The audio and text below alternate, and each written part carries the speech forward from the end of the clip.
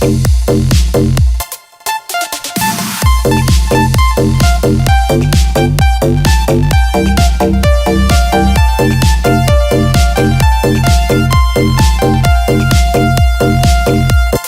cầu đi quán, đi bán lợn con, đi mua cái xong đem về đun nấu, mua quả dưa hấu về biếu ông bà,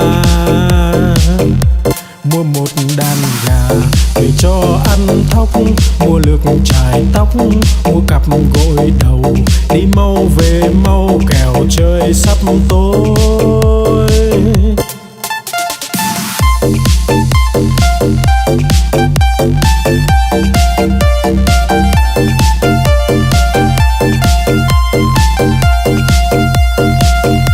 Đi cầu đi quán, đi bán lợn con, đi mua cái xong đem về đun nấu, mua quả dưa hấu về biếu ông bà, mua một đàn gà về cho ăn thóc, mua lược chải tóc, mua cặp gội đầu, đi mau về mau kẻo trời sắp tối.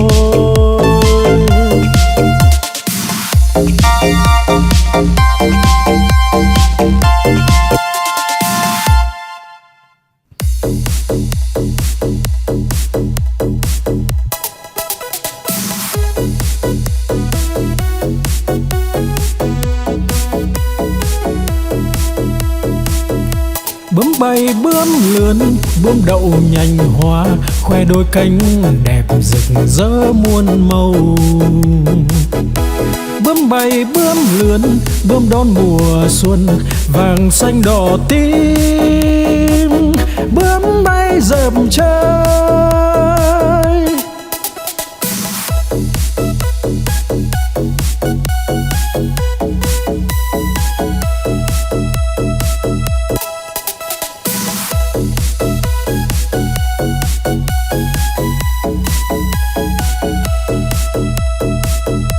Bướm bay bướm lượn, bướm đậu nhành hoa, khoe đôi cánh đẹp rực rỡ muôn màu. Bướm bay bướm lượn, bướm đón mùa xuân, vàng xanh đỏ tím, bướm bay dợp trời.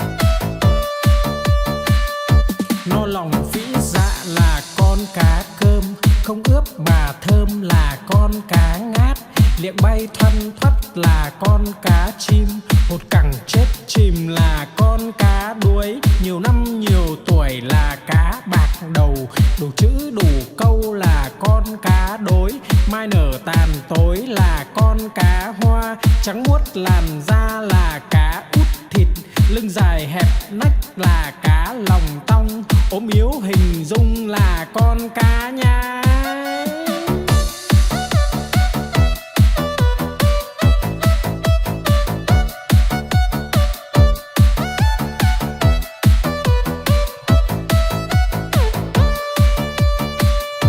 No lòng phĩ dạ là con cá cơm, không ướp mà thơm là con cá ngát, liệng bay thoăn thoắt là con cá chim, hột cẳng chết chìm là con cá đuối, nhiều năm nhiều tuổi là cá bạc đầu, đủ chữ đủ câu là con cá đối, mai nở tàn tối là con cá hoa, trắng muốt làn da là cá út thịt, lưng dài hẹp nách là cá lòng tong, ốm yếu hình dung là con cá nhái.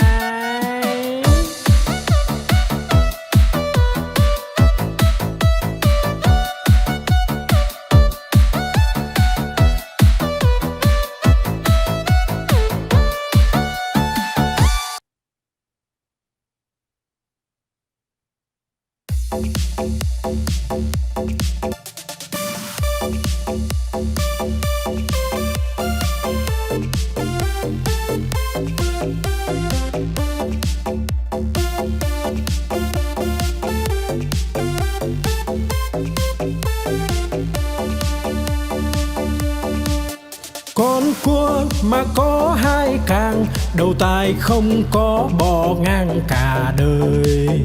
Con cá mà có cái đuôi, hai vây về vầy nó bơi rất tài.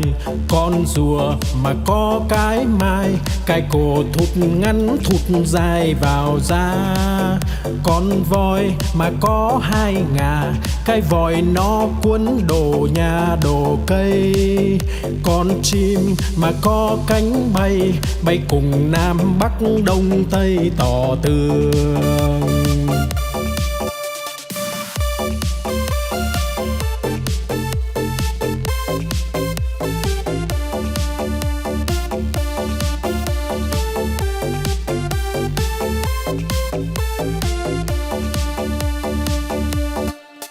Con cua mà có hai càng, đầu tai không có bò ngang cả đời.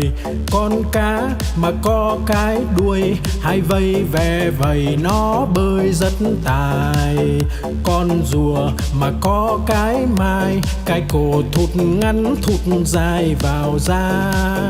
Con voi mà có hai ngà, cái vòi nó cuốn đồ nhà đồ cây.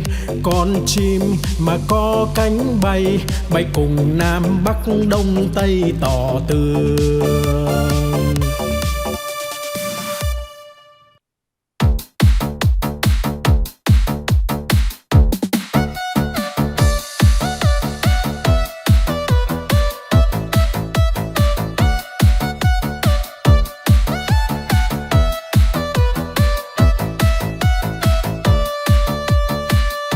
No lòng phĩ dạ là con cá cơm, không ướp mà thơm là con cá ngát.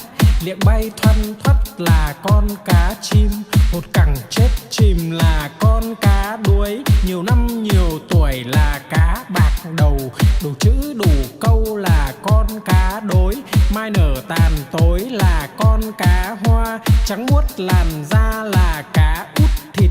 Lưng dài hẹp nách là cá lòng tong, ốm yếu hình dung là con cá nhái.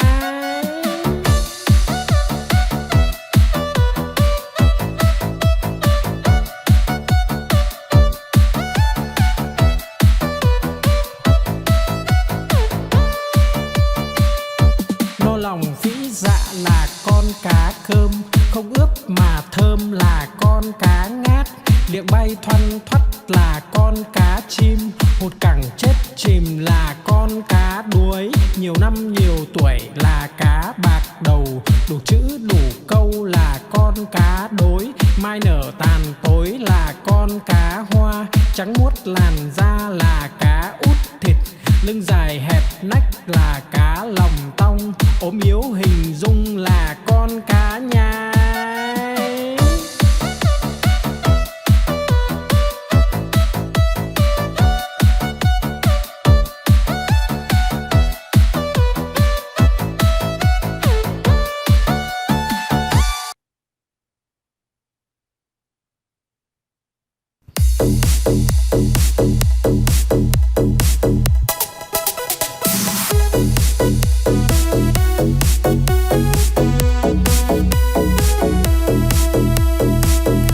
Bướm bay bướm lượn, bướm đậu nhành hoa, khoe đôi cánh đẹp rực rỡ muôn màu. Bướm bay bướm lượn, bướm đón mùa xuân, vàng xanh đỏ tím. Bướm bay dợp trời,